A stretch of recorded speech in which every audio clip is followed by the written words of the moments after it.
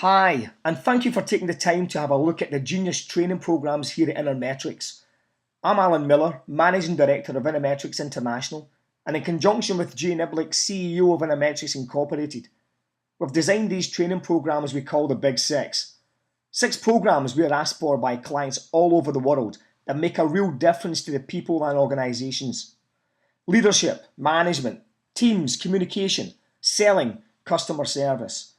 We want to share these programs with you to show just how personalised these really are. And one major difference with these programs, they've been designed with 3 distinctive tools we have at Intermetrics, covering a person's behaviour, what drives and motivates them, and how they think and make decisions.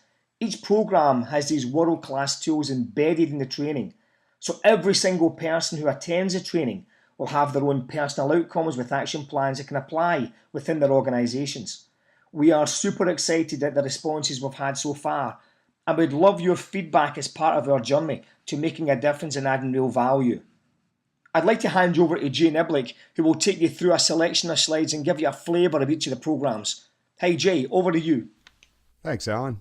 Let's dive in, everybody. In the Developing Genius Managers program, we're going to go over a course agenda in the beginning to talk about the introduction to the course.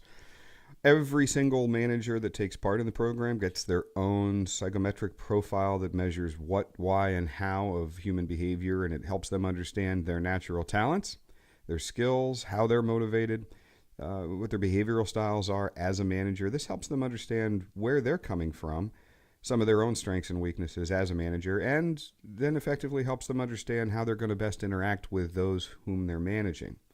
So we'll talk about their behavior and their motivations. And then we jump into some management philosophies like balanced scorecard, 5 management attributes, performance management, wrap it back up with some more balanced scorecard, talk a little bit about human resource management, and then just before we're getting to some breaks there for some food, we do some forced ranking of management attributes, and then we pick those back up after lunch and follow the key attributes of the most successful managers till we move over to the McKinsey's 7 S's of effective management and wrap that back up with some personal development as a manager, talking about some action planning and ways to implement as well. So, like everything that we do, our course objectives are to allow the manager to reflect on their own attributes, their own natural talents, their own skills and abilities, and identify opportunities where they can apply some new practices that will enhance their effectiveness.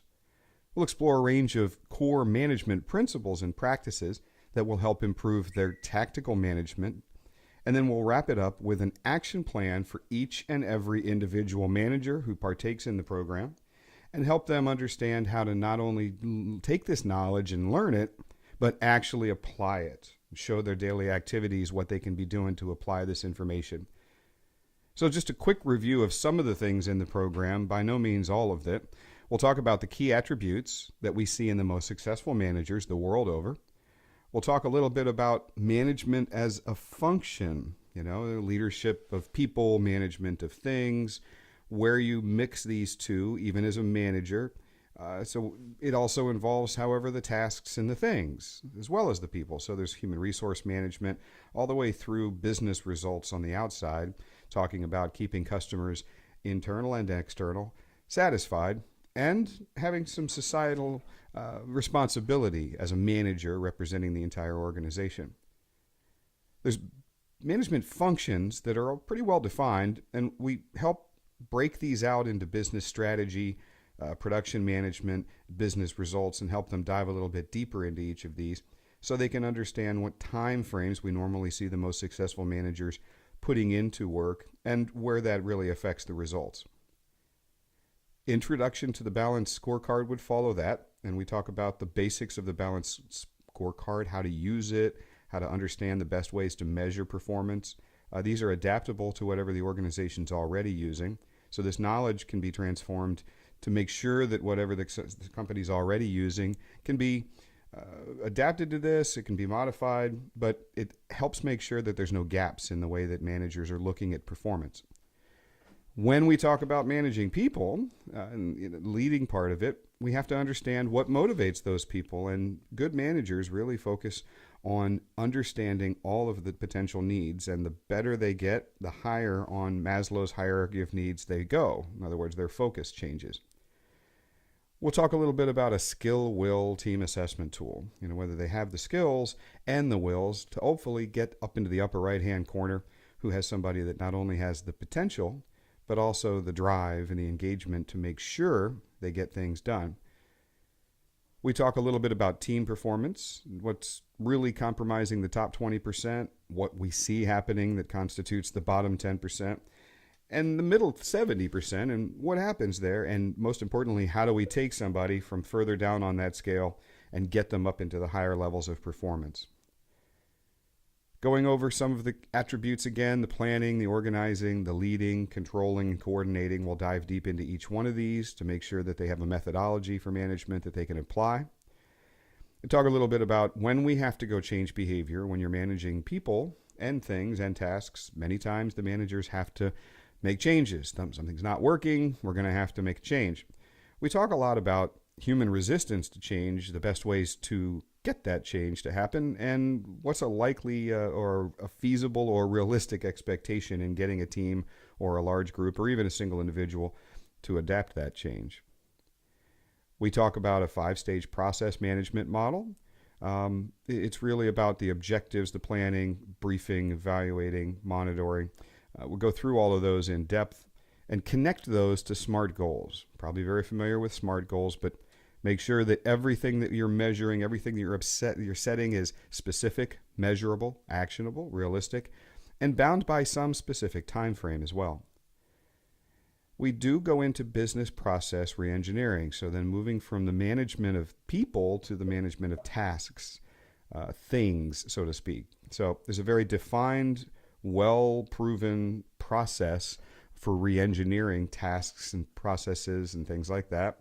So we explore that in depth, actually, get a lot of stuff into what's really driving that. And we help them understand how that's a system and how it all flows into each other and one leads to the next. And it's continual. It doesn't really stop.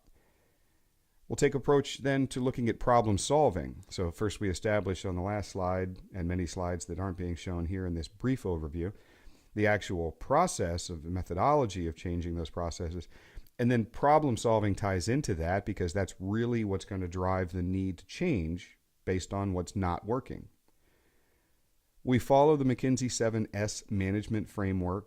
So when it comes to an effective manager, you have shared values in the center, and those are business values, interpersonal, human, individual values, shored up in this architecture here by the structure, the strategy, the skills, staff, style, and systems, and we expand each one of those and go into helping understand what's a real core model for effective management practices. Get into the top 10 most commonly seen management mistakes or problems, dive into each one of these, talk about the problem, understand what's causing it, and give a solution for each one of these. Obviously, an overarching thing that's important to all of these processes is to help them understand how to manage their time properly. And that really comes through prioritization. So there's a technique here for how to prioritize things that's going to make sure that the most important things, the most vital things, those that drive the business most importantly, are really going to always be prioritized because, unfortunately, most of the time as a manager, we never get to do everything that we really need to. We talk a lot about the manager's individual cognitive values and motivations, what's really driving them, so they can, again, interact with the others. And we'll be able to give them a way of measuring the motivations and engagement drives of their people. So philosophies that are 83, 84 years old now on understanding what drives engagement in an employee. And it's important to understand that each employee is very different and has a different drive that they're coming from.